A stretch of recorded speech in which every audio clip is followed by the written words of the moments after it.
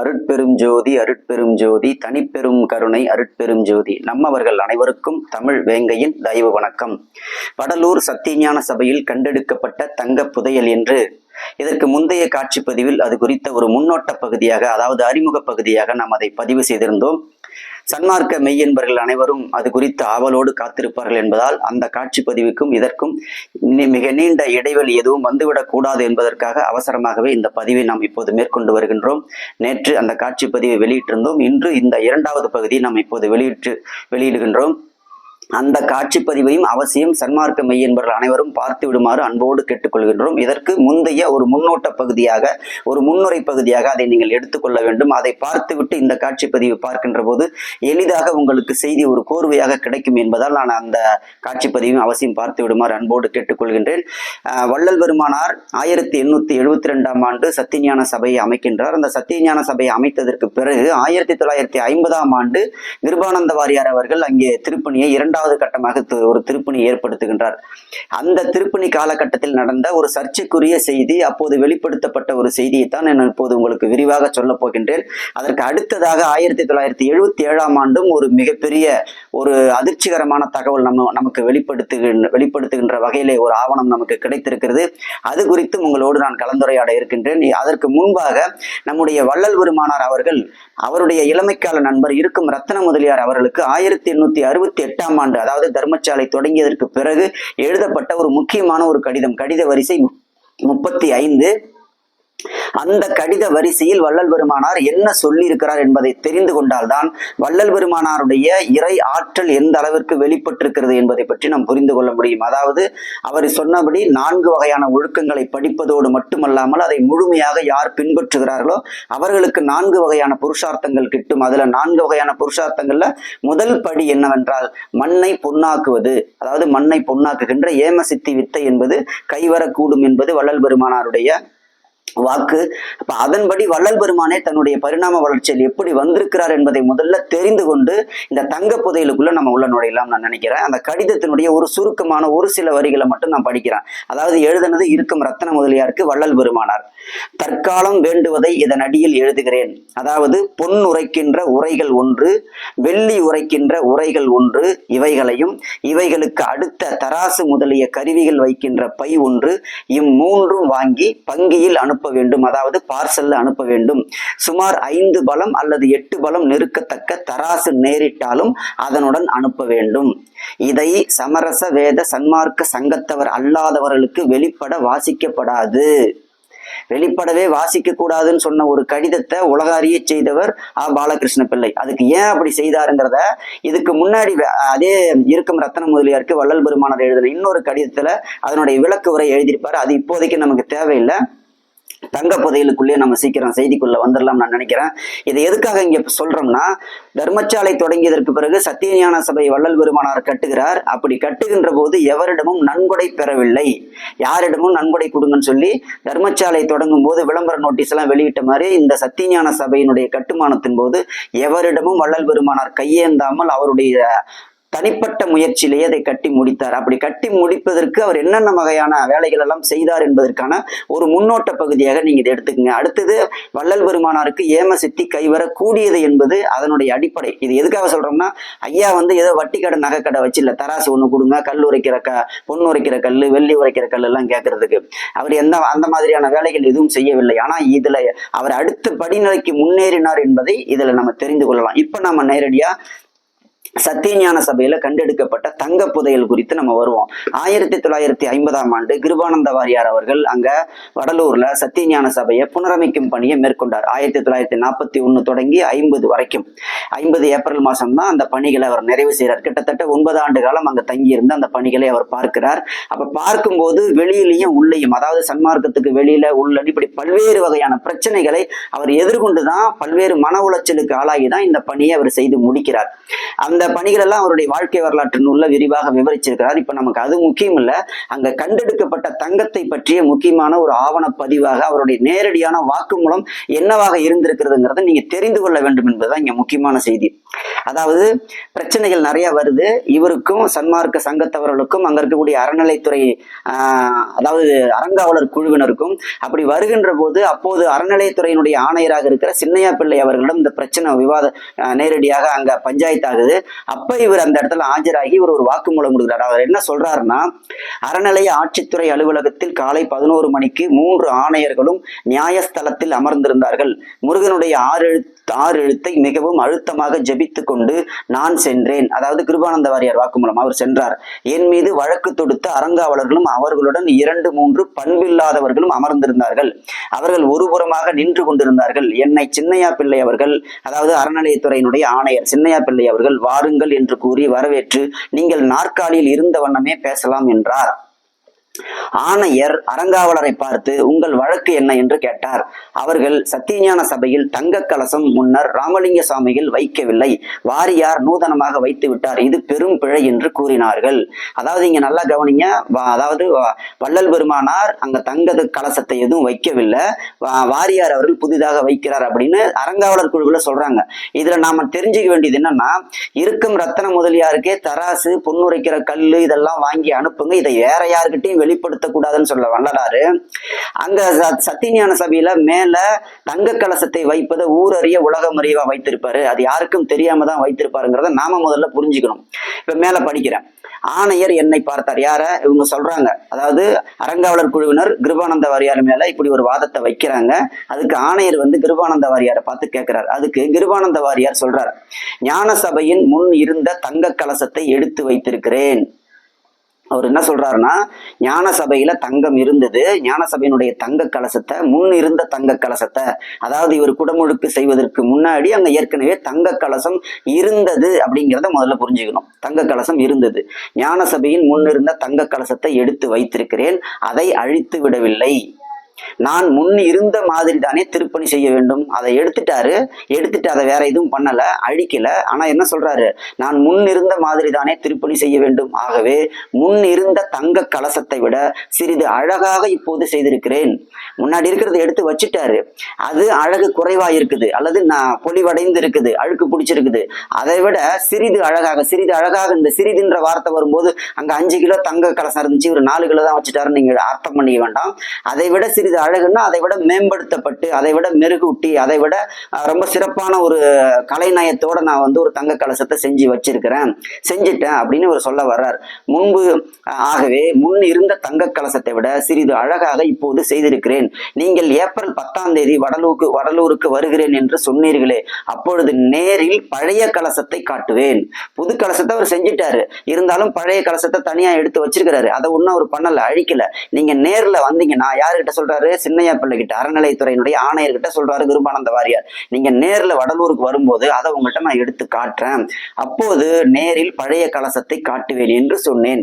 இதை கேட்ட சின்னையா பிள்ளை அதிர்ச்சி அடைந்தார். அப்படியா, பழைய கலசம் இருக்கிறதா என்று சொல்லி ட்ரஸ்டிகளை பார்த்து, என்னையா பழைய கலசம் இருக்கிறது என்று வாரியார் கூறுகிறாரே, நீங்கள் கலசம் இல்லை என்று கூறுகிறீர்களே என்று கேட்டார். அவர்கள் வள்ளலார் தங்க கலசம் வைக்கவில்லை, பின்னர் யாரோ வைத்து விட்டார்கள் என்று கூறினார்கள். இதெல்லாம் வள்ளலார் யாரோ பின்னாடி அங்க யாரும் போறதுக்கு வழி இல்லை.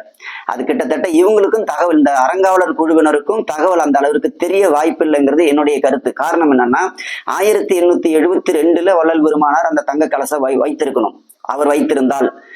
ஆனா இந்த சம்பவம் எப்ப நடக்குது? 1950, சுமார் 78 ஆண்டுகளுக்கு பிறகு.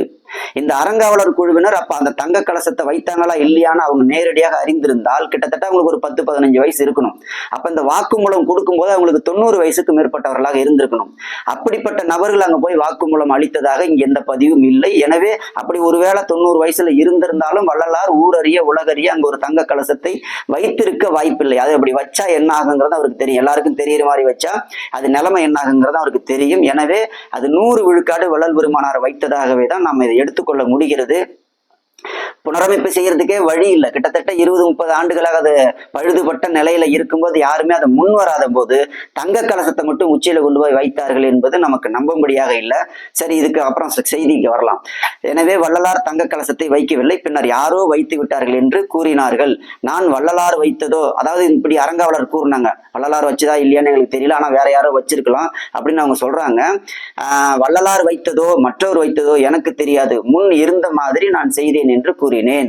அதாவது கிருபானந்த வாரியார் கூறியதாக ஒரு வாக்குமூலத்துல அவருடைய வாழ்க்கை வரலாற்று நூல்ல இந்த செய்தியை, அவருடைய வாழ்க்கை வரலாற்று நூல் பக்கம் 69 இதை 68, 69 2 பக்கத்திலும் இதை விரிவாக முழுமையாக பதிவு செய்திருக்கிறார். இதுல நமக்கு என்ன முக்கியமான செய்தின்னா, சத்தியஞான சபையினுடைய குடமுழுக்கு காலத்துல மேல தங்க கலசம், பழைய ஒரு கலசம் இருந்தது என்பதை நம்முடைய கிருபானந்த வாரியார் அவர்கள் தன்னுடைய வாழ்க்கை வரலாற்று நூலில் வெளிப்படையாக சரியாக இவர் முழுமையாக அதை பதிவு செய்திருக்கிறார்.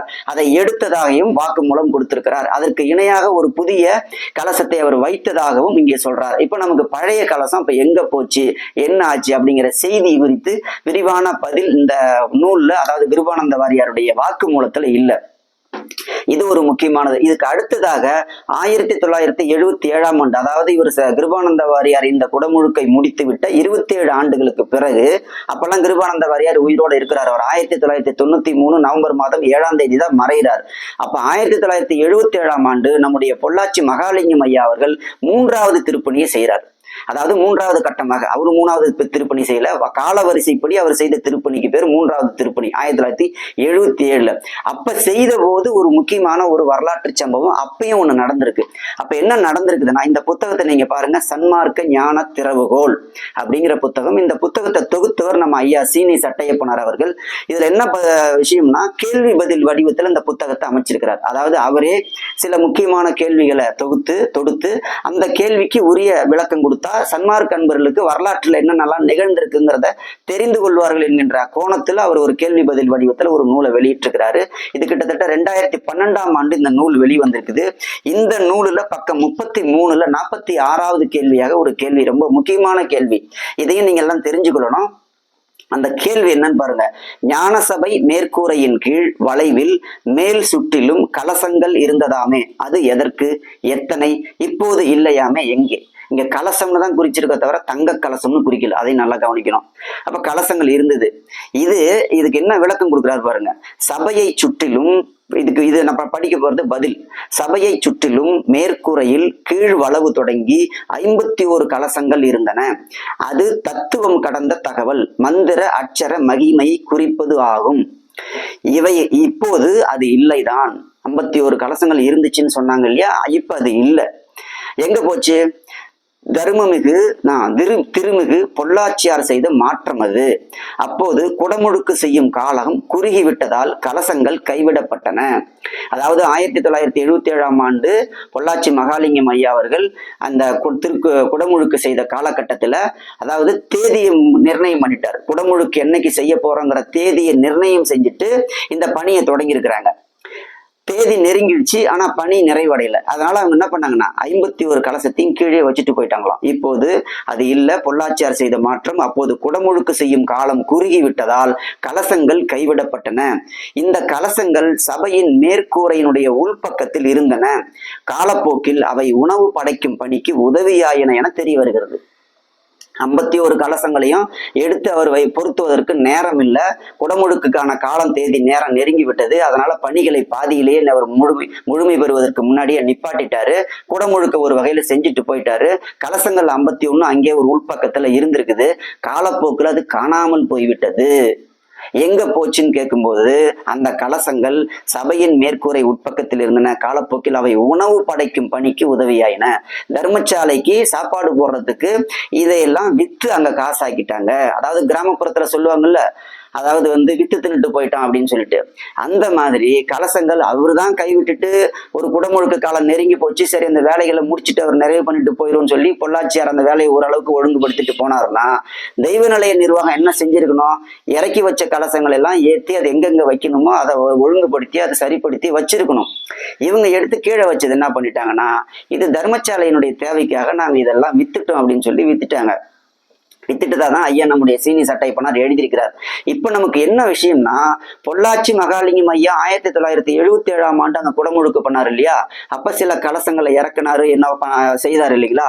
இப்ப அவர் காலத்துல நம்முடைய கிருபானந்த வாரியார் அவர்கள் வைத்த அந்த தங்க கலசம் அப்ப இருந்துச்சா? இப்ப நமக்கு கேள்வி அதெல்லாம் வருது. ஏன்னா அவரு வள்ளலார் வைத்த தங்க கலசத்தை எடுத்தாருங்கிற செய்தியை கிருபானந்த வாரியார் பதிவு செஞ்சிட்டார். இப்ப கிருபானந்த வாரியார் வைத்த தங்கம் அல்லது ஒருவேளை கிருபானந்த வாரியார் வள்ளலார் வச்ச தங்கத்தை சேர்த்து அங்க வச்சுட்டு தான் வந்தாரா, அதுவும் நமக்கு விரிவா தெரியல. அப்ப இதெல்லாம் தெரிஞ்சுக்கிறதுக்கு நமக்கு வாய்ப்பு இல்லாமலே இருக்கிறது.